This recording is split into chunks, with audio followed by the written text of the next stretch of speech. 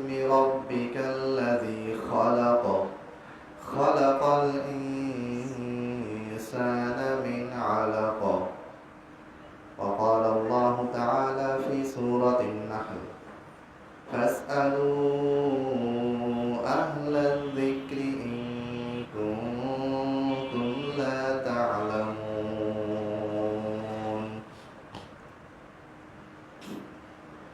সমস্ত প্রশংসা মহান আল্লাহ রব্বুল আলামিনের জন্য। লাখো কোটি দরুদ ও সালাম বর্ষিত হোক বিশ্বনবী মুহাম্মদ সাল্লাল্লাহু আলাইহি ওয়াসাল্লামের উপর। মহান আল্লাহ রব্বুল আলামিনের অসংখ্য দয়ায়, তার রহমত, তার বরকতে আজকে এই জুমার দিনে দুনিয়াবী সমস্ত কাজ ফেলে রেখে শুধুমাত্র আল্লাহর সন্তুষ্টি অর্জনের লক্ষ্যে এই মসজিদে এসে জমায়েত হয়েছি এবং আল্লাহ তাআলা আমাদেরকে সেই তৌফিক দান করেছেন। এজন্য সকলেই আমরা আল্লাহর দরবারে জানাই আলহামদুলিল্লাহ। আপনারা জানেন বর্তমানে মধ্যপ্রাচ্যের অবস্থা খুবই খারাপের দিকে যাচ্ছে। ইরান একাধিকবার সৌদি আরবের বিভিন্ন স্থাপনায় হামলা করেছিল, সৌদি আরবের তেল শোধনাগারে হামলা করেছিল। সেই তেল শোধনাগারে হামলা করার পর শুধুমাত্র বাংলাদেশেরই 5 লাখ শ্রমিক বেকার হয়ে পড়েছে। এরপরে আরো বিভিন্ন জায়গায় হামলা করেছে। এই হামলাগুলো হয়েছে ইরানের রেভলিউশনারি গার্ড, তারা ইরাক থেকে এই হামলাগুলি বেশি চালিয়েছে। সরাসরি ইরানের কেন্দ্র থেকেও হামলা হয়েছে। এই হামলাগুলির প্রতিবাদে পরশুদিন সৌদি আরব ইরাকে হামলা চালিয়েছে। ইরাকেও বেশ কয়েক জায়গায় সৌদি আরব পাল্টা হামলা করেছে।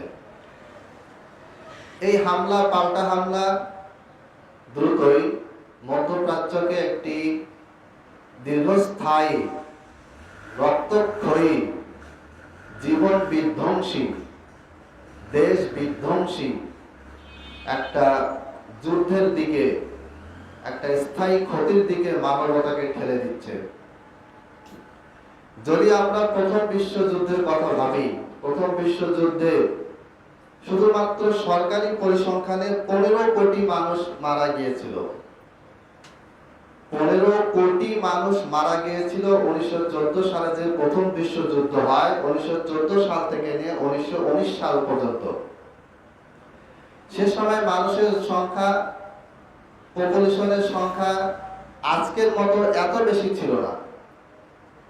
আজকে বর্তমানে যেভাবে গ্যাস চেম্বার দিয়ে হত্যা করা যায়, বিষাক্ত গ্যাস ছেড়ে দিয়ে কয়েক মিনিটের ভিতরে কোটি কোটি মানুষকে হত্যা করা যায়, মিসাইল দিয়ে, পারমাণবিক বোমা দিয়ে যেভাবে অল্প সময়ের ভিতরে একটা দেশ, একটা শহর, একটা ভূখণ্ডকে ধ্বংস করে দেওয়া যায়, এটা এই রকম উন্নত প্রযুক্তিও সেই সময় ছিল না।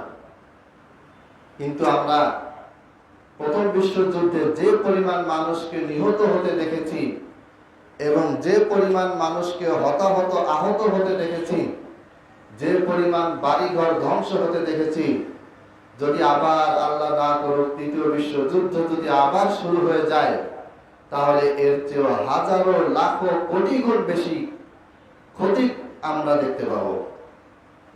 এই জন্য আমি সবসময় আল্লাহর কাছে একটাই দোয়া করি, সেটা হচ্ছে মক্কা মদিনাকে যারা আজও পর্যন্ত সেফ রেখেছে, এটাকে বিভিন্ন শত্রুদের আক্রমণ থেকে মুক্ত রেখেছে, হে আল্লাহ তুমি তাদেরকেই বিজয় দান করো, আমিন। সম্মানিত উপস্থিতি, মধ্যপ্রাচ্য নিয়ে বর্তমানে যে সংবাদ তথ্য আমাদের সামনে আসছে, এগুলি বিশ্লেষণ করে আমি ইনশাআল্লাহ একটি খুতবা দিব। তবে আজকে আমরা একটি বিশেষ সেশন শুরু করব, যেটা এর আগেও শুরু করেছিলাম, কয়েক পর্ব গিয়ে শেষ করেছি, আবার আজকে থেকে শুরু হবে। কয়েকটি জুমা চলমান থাকবে, তারপর এটা আবার সামর্থ্যে বন্ধ হবে। সেটা হচ্ছে প্রশ্ন উত্তর সেশন। আমার হোয়াটসঅ্যাপে এবং মেসেঞ্জারে অনেক প্রশ্ন জমা হয়েছে, অনেকগুলি প্রশ্ন উত্তর তাদেরকে পার্সোনালি উত্তর দেওয়া হয়েছে।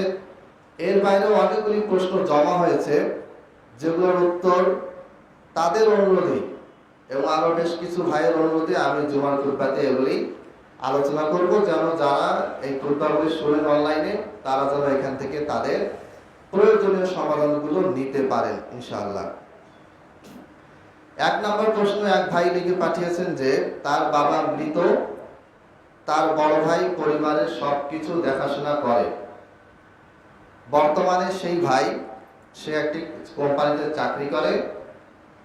তো তার বড় ভাই সে নামাজ পড়ে না এবং সে ইসলামকে দেখতে পায় না, আস্তে আস্তে কি হয়ে গেছে, মোরতাদ হয়ে গেছে, ইসলাম বিদ্বেষী মনোভাব।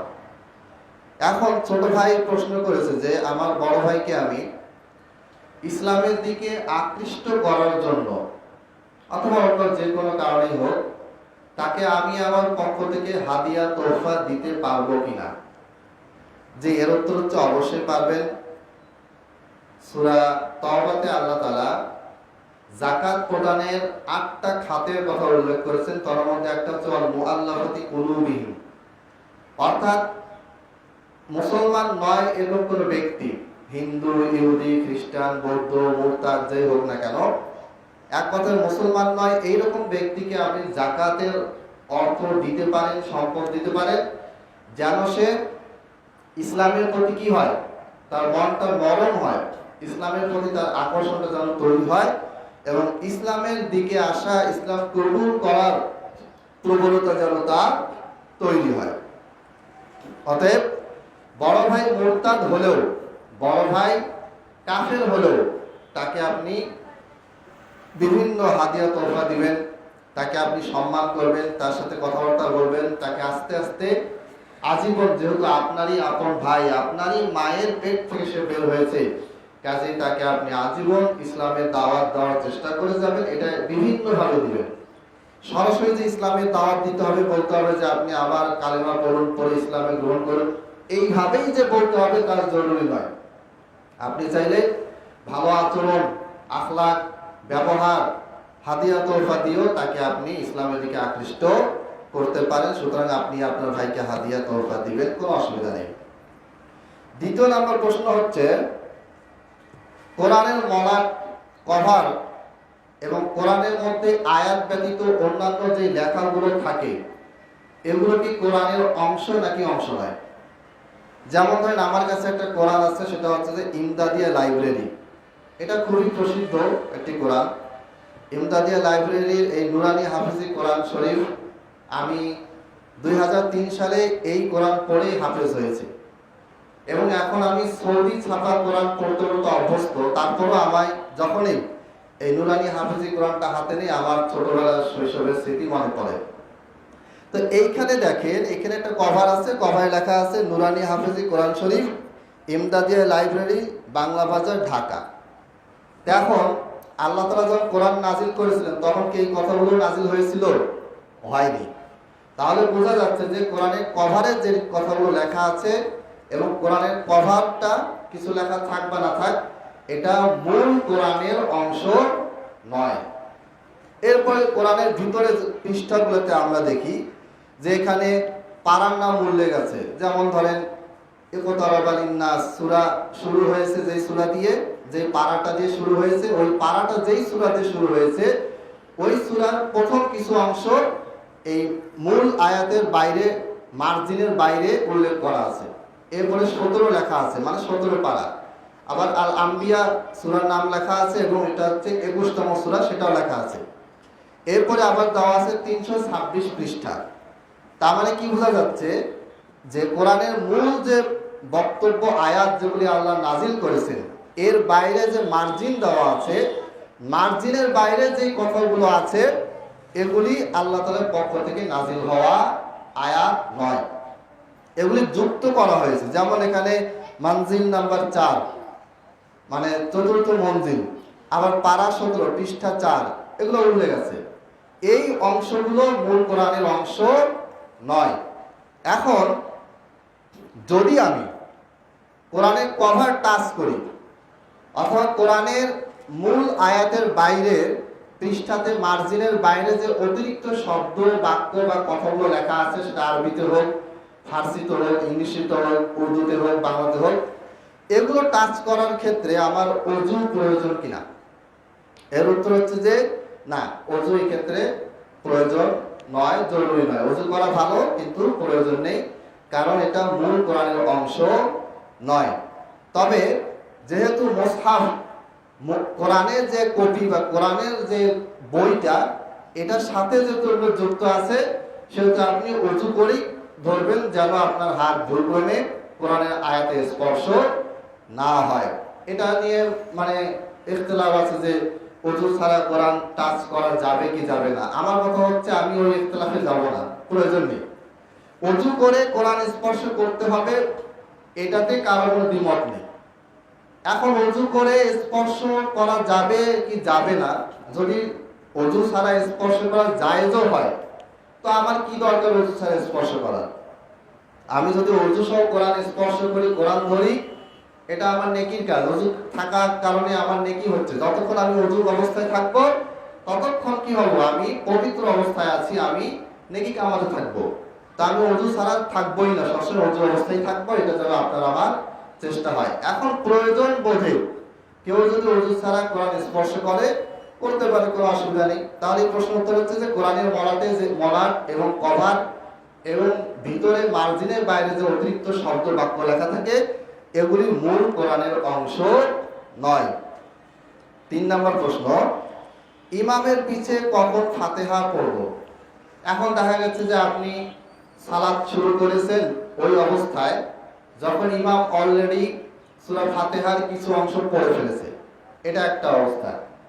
আবার আপনি ইমামের সাথেই সালাত শুরু করেছেন, ইমাম আলহামদুলিল্লাহি রাব্বিল আলামিন পড়লেন, আর রহমানির রহিম পড়লেন। এখন আপনি কি ইমামের সাথে সাথে পড়বেন, নাকি ইমাম একটি আয়াত শেষ করে আরেকটি আয়াত শুরুর মাঝখানে সাক্তা করবেন, থেমে থাকবেন, তখন পড়বেন? নাকি ইমাম যখন মনে মনে সালাম পড়বে, আল্লাহুম্মা বাঈদ বাইনি ওয়া বাইনা খাতায়ায়া কামা বা'আদতা বাইনা মাশরিকিল মাগরিব, এটা যখন মনে মনে পড়বে, তখন আপনি সূরা ফাতিহা পড়বেন? কোন সময় পড়বেন? নাকি ইমাম গায়রিল মাগদুবি আলাইহিম ওয়ালাদ-দাল্লিন পাঠ করলেন, করার পরে অন্য সূরা শুরুর আগে মাঝখানে সাক্তা করবেন, থেমে থাকবেন, আর এই সময় আপনি পড়বেন? কখন পড়বেন? এর সহজ উত্তর হচ্ছে যে সূরা ফাতিহা পড়ার সময় আপনি ইমামকে অনুসরণ করবেন না। মানে হচ্ছে, এটা ইমাম বাইহাকির কিতাবুল কেরাত এবং ইমাম বুখারী রাহিমাহুল্লাহ কিতাবুল কেরাত, ইমাম বাইহাকি রাহিমাহুল্লাহ, ইমাম বুখারী রাহিমাহুল্লাহ দুজনেই কিতাবুল কেরাত খলফাল ইমাম, ইমামের পিছনে কেরাত পাঠ করার যে কিতাব লিখেছেন, সেখানে হাদিসের কিতাব, এই দুটাতে উল্লেখ আছে যে আপনি ইমামের আগেই সূরা ফাতিহা পড়ে ফেলবেন। অর্থাৎ ইমাম যখন সালাতে দাঁড়ালো, ইমাম সানা পড়লেন, আউযুবিল্লাহ পড়লেন, বিসমিল্লাহ পড়লেন, এরপরে সূরা ফাতিহা যখন ইমাম পড়া শুরু করবেন, আপনি তারও আগেই, যদি সম্ভব হয় তারও আগে আপনি সূরা ফাতিহা পাঠ করা শুরু করবেন। এরপরে ইমাম তার মতো করে পড়তে থাকবে, আপনি আপনার মতো করে তার আগে আগেই আয়াতগুলো পড়ে ফেলবেন।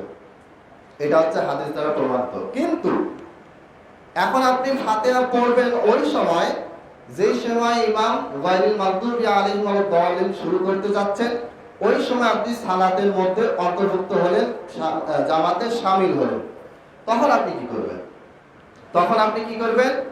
ইমামের সাথে গায়রিল মাগদুবি আলাইহিম ওয়ালাদ-দাল্লিন আমিন ইমামের সাথেই পড়বেন। পড়ার পরে এরপরে আপনি কি করবেন? সূরা ফাতিহা আপনি শুরু থেকে শেষ পর্যন্ত পড়ে নেবেন। কেননা সহিহ বুখারীতে স্পষ্ট হাদিস আছে যে ইমামের আমিন বলা, মুক্তাদির আমিন বলা যখন এক হয়ে যায়, তখন কি হয়? তাদের পূর্বের গুনাহগুলো মাফ করে দেয়, তাহলে মাফ করা হয়। এখান থেকে বোঝা গেল যে সাধারণ নিয়ম হচ্ছে, আপনি যখন সালাতে ঢুকবেন, ঢুকে আপনি সূরা ফাতিহা পড়বেন এবং ইমামের আগেই সূরা ফাতিহা পাঠ শেষ করবেন। এটা চেষ্টা করবেন। এটা হচ্ছে সুন্নাহ, এটা হাদিসে বর্ণিত আছে। কোনো কারণে যদি দেরি হয়ে যায়, তাহলে আপনি আপনার মতো করে আপনার গতিতে পড়ে শেষ করবেন। আর যদি এমন হয় যে ইমাম, আপনি সূরা ফাতিহার মাঝামাঝিতে গেছেন, অথবা কেবল সূরা ফাতিহা শুরু করেছেন, অথবা সূরা ফাতিহা শেষের দিকে যাচ্ছেন, এই অবস্থায় ইমাম আমিন বলা শুরু করেছে, তখন আপনি আপনার তেলাওয়াতটা থেমে দিয়ে ইমামের সাথে আমিন বলবেন, বলার পরে এরপরে আপনি সূরা ফাতিহার বাকি অংশটুকু পরিপূর্ণ করবেন। 4 নম্বর প্রশ্ন, 4 রাকাতের স্থলে যদি কেউ 3 রাকাত পরে সালাম ফিরায়, আপনি জামাতে ইমামে হয়ে নামাজ পড়াচ্ছেন অথবা এককভাবে নামাজ পড়েন, যেটাই হোক না কেন, যদি আপনি 4 রাকাত পরে 4 রাকাতের সালাতে, যোহরে, আসরে অথবা এশায় 4 রাকাত বিশিষ্ট সালাতে আপনি 3 রাকাত পরে সালাম ফিরালেন, সালাম ফিরানোর পরে মনে পড়লো যে আমি 1 রাকাত পড়িনি বা 2 রাকাত পড়িনি, মানে বাদ গেছে, অথবা 2টা সেজদার জায়গায় 1টা সেজদা দিয়েছি, অথবা এমন কোনো বিধান যেটা বাদ দিলে সালাত হয় না, এইরকম কোনো কাজ করে ফেলেছেন, তাহলে আপনি কি করবেন? ওই সালাত পুনরায় পড়বেন। ওই ক্ষেত্রে সাহস সেজদা দিয়ে কাজ হবে না, কারণ রাকাত হচ্ছে সালাতের রুকুন, স্তম্ভ, রুকু, সেজদা, স্তম্ভ, এগুলি না থাকলে সালাতটাই হবে না, ওই রাকাতটাই বাতিল। এখন আপনাকে পুনরায় কি করতে হবে? নতুন করে 4 রাকাত পড়তে হবে। আর যদি এর উল্টোটা হয়, 4 রাকাতের জায়গায় আপনি 5 রাকাত পড়ে ফেলেছেন, 5 রাকাত পড়ার পরে সালাম ফেরানোর পরে আপনার মনে পড়লো যে আমি 1 রাকাত বেশি পড়ে ফেলেছি। যদি আপনি 1 রাকাত বেশি পড়ে ফেলেন, তাহলে আপনি কি করবেন? আল্লাহু আকবার বলে 2টা সাহস সেজদা দিবেন, দিয়ে আপনি ডানে বামে সালাম ফেরাবেন, এটাই যথেষ্ট। কারণ বেশি হয়ে গেলে সালাত বাতিল হয় না, কম হলে সালাত বাতিল হয়। আপনি যদি 3টা সিজদা দিয়ে ফেলেন তাহলে সাহস সিজদা দিবেন, কিন্তু সালাত বাতিল হবে না। অতিরিক্ত যেটা আছে এটা নফল হিসেবে আল্লাহ তাআলা কবুল করবেন ইনশাআল্লাহ। কিন্তু যদি কম হয়ে যায়, আপনি 2টা সিজদার জায়গায় 1টা সিজদা দিলেন, আপনি 4 রাকাতের জায়গায় 1টা রাকাত পুরোটাই বাদ দিলেন, অথবা ভুলক্রমে আপনি রুকু কোন একটা রাকাতে রুকুই করেন নাই, তাহলে সেই ক্ষেত্রে কি হবে? ওই সালাতটা বাতিল হবে, আপনাকে পুনরায় ওই সালাতটা কি করতে হবে? পড়তে হবে, জামাতে হোক আর এককভাবে হোক। এরপরে 5 নাম্বার, দিন পালনে অলসতা আসলে কি করব? দেখা যাচ্ছে নামাজ পড়তেছি, পড়তে পড়তে হঠাৎ অলসতা চলে আসলো, কোরআন তেলাওয়াত করতে করতে করতে হঠাৎ অলসতা চলে আসছে, আর ভালো লাগতেছে না, শয়তানের প্রবর্তনা এটা হয়।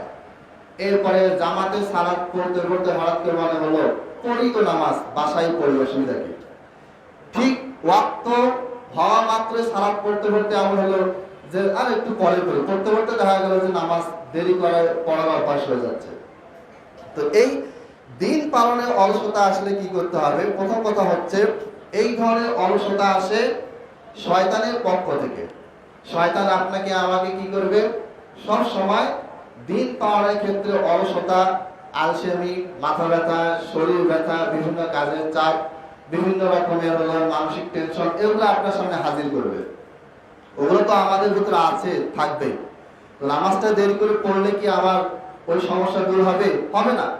নামাজটা আগে পড়লেও আমাদের টেনশনটা আছে, পরে পড়লেও টেনশন আছে, তাহলে আমাকে আগে পড়তে হবে ঠিক সময়। তো শয়তান আপনাকে আমাকে কুমন্ত্রণা দিয়ে কি করে? আপনার আমার ইবাদতটাকে নষ্ট করার চেষ্টা করে। এটা যখন হবে তখন আপনি কি করবেন? আল্লাহ নবী সাল্লাল্লাহু আলাইহি ওয়াসাল্লামের সিরাত পাঠ করবেন। আল্লাহ নবী সাল্লাল্লাহু আলাইহি ওয়াসাল্লাম যুদ্ধের ময়দানেও সালাত পড়েছেন, সাহাবীরা যুদ্ধের ময়দানেও সালাত পড়েছেন। এরপরে তাদের পেটে খাবার নাই, পেটে পাথর দিয়ে আছেন, প্রচন্ড ক্ষুধা, এই অবস্থায় তার ঠিকমতো সালাত পড়েছেন।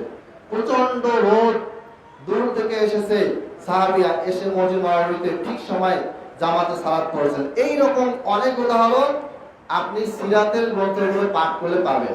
আল্লাহ নবী সাল্লাল্লাহু আলাইহি ওয়াসাল্লামকে যখন মক্কায় তিনি সালাতে নামাজ পড়তে গেলে উটের নাড়িভুড়ি তার ঘাড়ে চড়িয়ে দেওয়া হতো, বিভিন্ন ভাবে তাকে অপমান করা হতো। এগুলি কিছু বর্ণনা সহিহ, কিছু বর্ণনা জয়ীফ, যেটাই হোক। তো এই যে এত কষ্ট, চারপাশে শত্রু, দিন রাত 24 ঘন্টা মানে শত্রু পরিবেষ্টিত এলাকায় থাকার পরেও আল্লাহ নবী সাল্লাল্লাহু আলাইহি ওয়াসাল্লাম এবং তার সাহাবীগণ কিভাবে সালাত পড়েছেন, সালাত টাইম মতো পড়েছেন, এইটা যখন আপনি পড়বেন তখন আপনার কি হবে? ঈমানটা তাজা হবে, মজবুত হবে। ওগুলা রিমাইন্ডার। আমি একটা ভিডিও দেখেছি, সেটা হচ্ছে প্যালেস্টাইনে গাজাতে বোমা ফেলে পুরো এলাকা তছনছ, একেবারে হাজার হাজার বাড়ি হাজার হাজার কিলোমিটার রাস্তার পর রাস্তা, বাড়ির পর বাড়ি, মহল্লার পর মহল্লা, সব একবারে মাটির সাথে ধুয়ে একেবারে কি বলে ধুলার সাথে বিল্ডিং মিশে গেছে। ওই অবস্থায় 8-9 বছর একটা ছেলে সে হলো নামাজ পড়তেছে, কেউ নেই আশেপাশে, কেউ নেই। তার ওই ভিডিওটা ড্রোন ক্যামেরায় একজন সাংবাদিক ধারণ করেছে। এই ভিডিওটা সে ছেড়ে দিয়েছে এবং ভিডিওটা আমি আমার ফেসবুকেও শেয়ার দিয়েছি। কোনো এডিটিং বা এআই দিয়ে বানানো ভিডিও না, একেবারে রিয়েল ভিডিও, র ভিডিও। তাহলে দেখেন 8-9 বছরে একটা ছেলে, যার হয়তো বাবা মা শহীদ হয়ে গেছে, যার বাড়িঘর মানে নাই, যে সে কোথায় থাকবে, কোথায় খাবে, কোথায় কি করবে, এগুলো কোনো কিছু নিশ্চয়তা তার নাই। সে মনের সুখে ধীরে সুস্থে, তাড়াহুড়ো করে না। আমরা যেভাবে 3 মিনিটে 4 টাকা নামাজ পড়ে নেই, 2 মিনিটে পড়ে নেই, এইরকম না।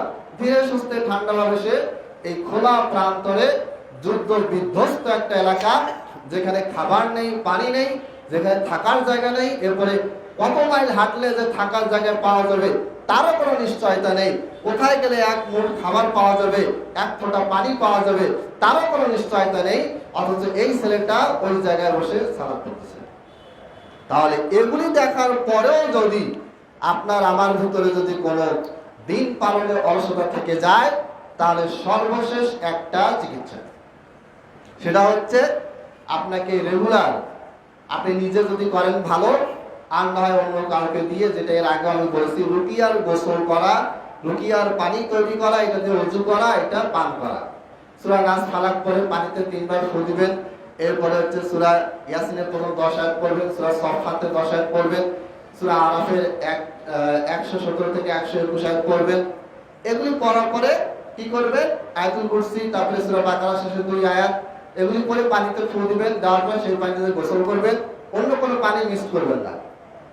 এক কথায় রুকিয়া তৈরি, রুকিয়ার পানি, এই পানিটা তৈরি করতে যে দোয়াগুলি পড়তে হয়, আয়াতগুলো পড়তে হয়, এগুলো পড়ার পরে সেই পানি আপনি রেগুলার খাবেন। যদি খেতে চান তাহলে আলাদা করে পানি বানাবেন, পানিতে ডাইরেক্ট ফু না দিয়ে পানির পাত্রে ফু দিবেন, এটা আপনি পান করবেন। আর যদি আপনি ওযু করতে চান, গোসল করতে চান, তাহলে পানিতে ডাইরেক্ট ফু দিবেন, কোনো অসুবিধা নেই। এই ক্ষেত্রে একটা জিনিস খেয়াল রাখতে হবে যে এই পানিতে এক্সট্রা পানি মিক্স করা যাবে না। এটা আপনি করবেন, রেগুলার আপনি করতে থাকবেন। ইনশাআল্লাহ আপনার উপরে জিনের যে একটা আসর, জিন যে আপনাকে ক্ষতিগ্রস্ত করতেছে, আপনাকে ইবাদত বন্দেগী থেকে দূরে নিয়ে যাচ্ছে, এটা আস্তে আস্তে কেটে যাবে ইনশাআল্লাহ, এবং এটা আপনাকে করে যেতে হবে। তাহলে দিন পালনে অলসতা আসলে এই কাজগুলি আমরা চেষ্টা করতে পারি ইনশাআল্লাহ। 6 নম্বর প্রশ্ন, ঝুঁকিমুক্ত বিনিয়োগ কি সুদ?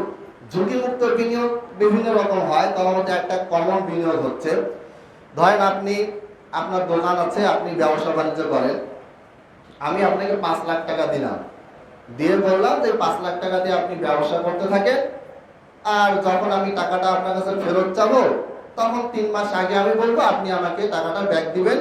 আর যতদিন পর্যন্ত টাকাটা আমি ব্যাক নিচ্ছি না, আপনার কাছে থাকতেছে, ততদিন পর্যন্ত এই টাকা থেকে, 5 লাখ টাকাতে প্রতি মাসে যে লাভ আসে 8,000, 10,000, 12,000, 15,000, 20,000, অথবা কোনো মাসে লাভ আসলো না, যে লাভটা আসবে এই লাভটা আপনি আমাকে দিবেন।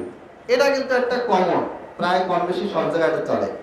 এটাকে বলা হচ্ছে ঝুঁকি মুক্ত বিনিয়োগ। তো এই বিনিয়োগ করা সুদ কিনা? না, এই বিনিয়োগ করা সুদ না, এটা হালাল, এটা জায়েজ। সুদ কি জিনিস? সুদ মানে হচ্ছে আপনার অতিরিক্ত লাভ, যেই লাভটা আসতেছে এটা ঋণ থেকে আসে, ঋণ থেকে যদি লাভ আসে তাহলে এটা হচ্ছে সুদ। অথবা সুদ তখন হবে যে যেই লাভটা আপনি আমাকে দিচ্ছেন ওটা হচ্ছে টোটালি ফিক্সড, কখনোই কম হবে না, একবারে ফিক্সড করা, কোনোভাবেই কম হয় না, একবারে নির্ধারিতভাবে সুদটা আসে, বেশি হয় না, কম হয় না, বা বেশি হলেও একটা সিস্টেমে বেশি হবে, আবার বেশিটা যেটুকু বেশি হবে ওইটা আবার নির্ধারিতভাবে পাবে, তারপরে আরো বেশি হবে, আবার নির্ধারিত হারে পাবেন। প্রথমে 3% পাচ্ছেন, পরে 4% করে পাচ্ছেন, পরে 5% করে পাচ্ছেন। এই যে নির্ধারিত ভাবে যে লভ্যাংশটা পাচ্ছেন, এই ক্ষেত্রে সুদ হবে। অথবা আপনাকে আমি ঋণ দিছি, আপনি ঋণটা আমার কাছ থেকে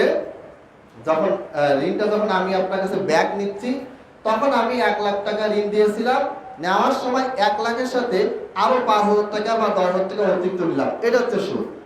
তো এই ঝুঁকিমুক্ত বিনিয়োগের কথা যেটা আমি বললাম, যে আপনার দোকানে আমি 5 লাখ টাকা দিয়েছি, আপনার ইনভেস্টের সাথে আমিও আমার ইনভেস্ট দিলাম, এই ইনভেস্ট থেকে আপনি প্রতি মাসে আমাকে লাভ দিচ্ছেন এবং শর্ত করা আছে যে যখন আমি টাকাটা ব্যাক নিব তখন 3 মাস 6 মাস বা একটা সময় আপনাকে আমি দিব, আপনি আমাকে টাকাটা পরিপূর্ণভাবে ব্যাক দিবেন। এটা ঝুঁকিমুক্ত বিনিয়োগ, এখানে কোনো সুদের কারবার নেই।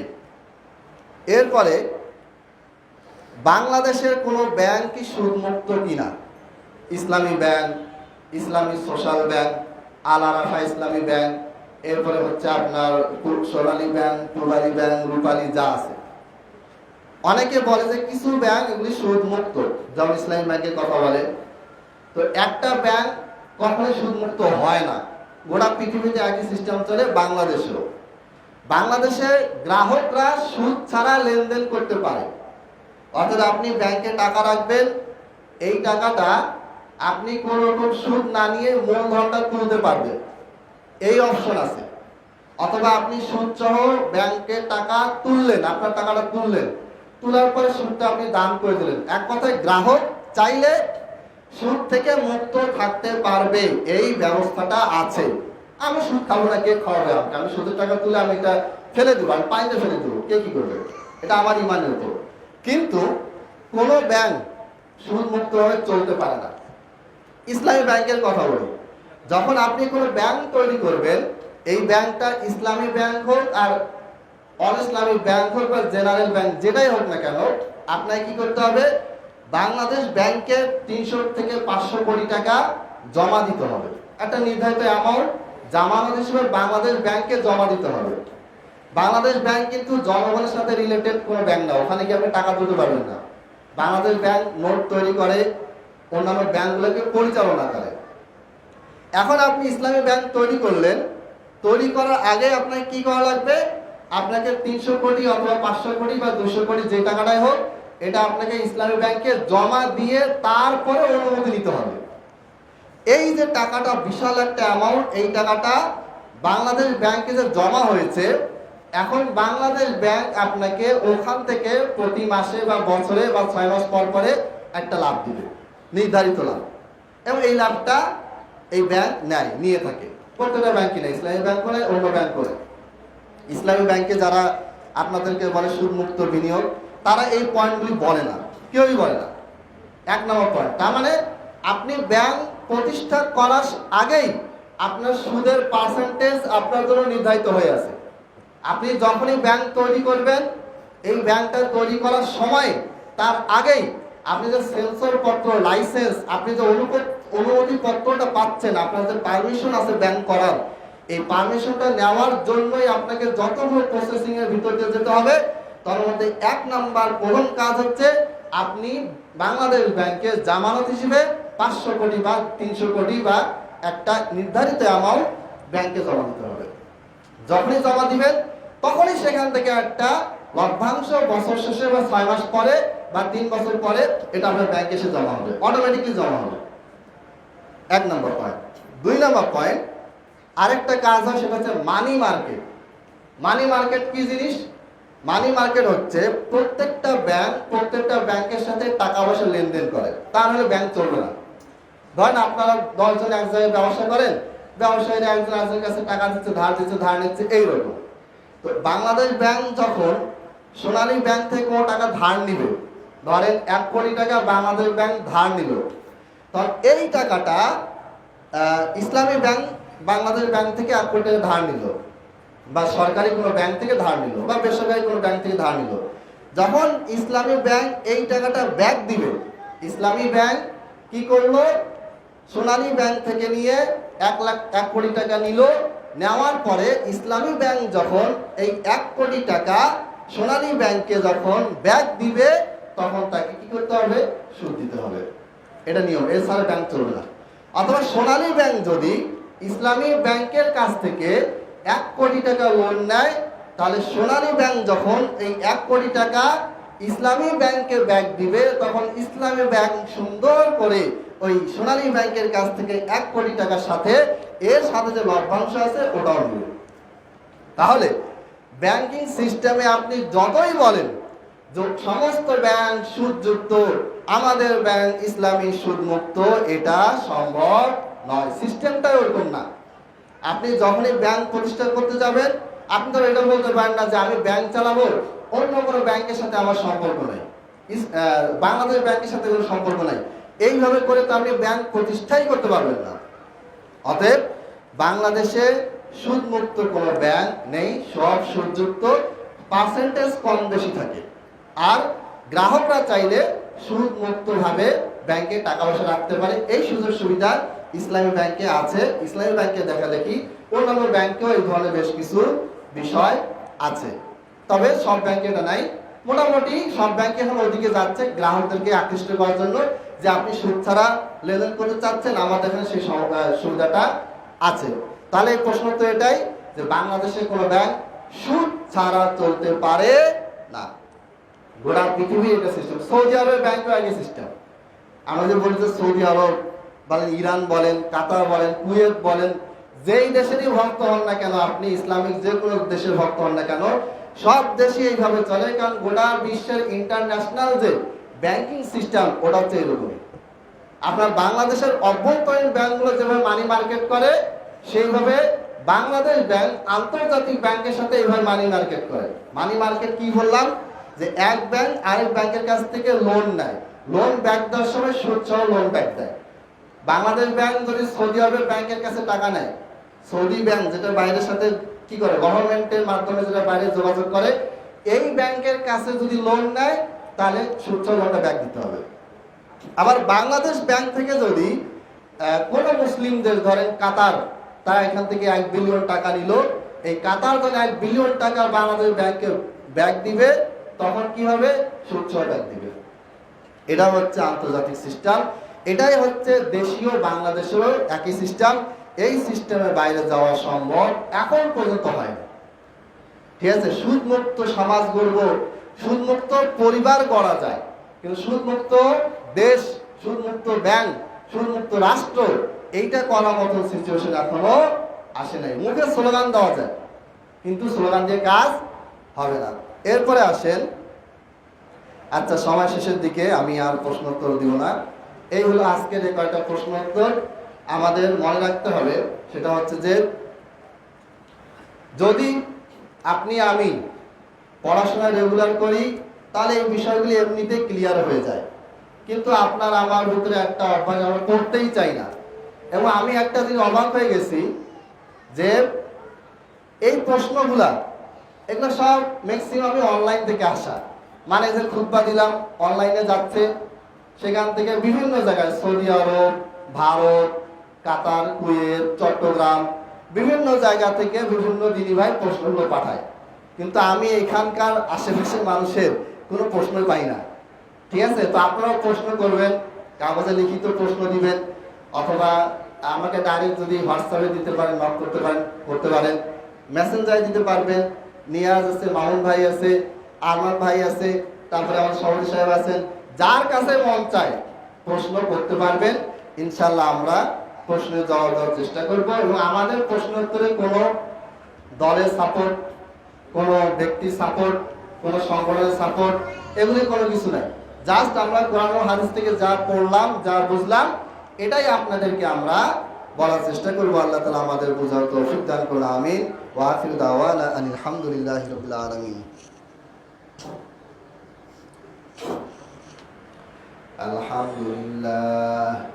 আলহামদুলিল্লাহি নাহমাদুহু ওয়া নাস্তাঈনুহু ওয়া নাস্তাগফিরুহু ওয়া নু'মিনু বিহি ওয়া নাতাওয়াক্কালু আলাইহি ওয়া নাউযু বিল্লাহি মিন শুরুরি আনফুসিনা ওয়া মিন সাইয়্যাতি আ'মালিনা। من يهده الله فلا مضل له ومن يضلل فلا هادي له وأشهد أن لا إله إلا الله وحده لا شريك له وأشهد أن محمدا عبده ورسوله. اللهم صل على محمد وعلى آل محمد كما صليت على إبراهيم وعلى آل إبراهيم إنك حميد مجيد. اللهم بارك على محمد وعلى آل محمد كما باركت على إبراهيم وعلى آل إبراهيم إنك حميد مجيد. ربنا آتنا في الدنيا حسنة وفي الآخرة حسنة وقنا عذاب النار.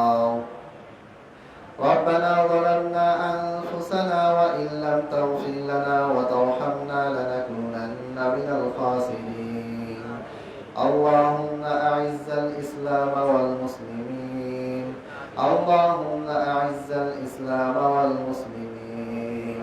عباد الله رحمكم الله، إن الله يأمر بالعدل والإحسان وإيتاء